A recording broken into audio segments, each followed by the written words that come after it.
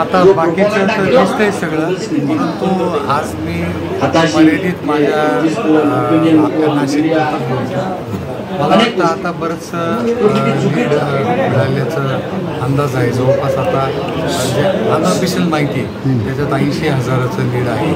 मला वाटतं हा लोकांचा आशीर्वाद आहे. काहीतरी बदल घडवायचा लोकांना होता, तो बदल घडलेला आहे. आणि जो अपप्रचार झाला होता की ग्रामीण विरुद्ध शहरी, मला वाटतं हे लोकांनी त्याला दिलेलं उत्तर आहे.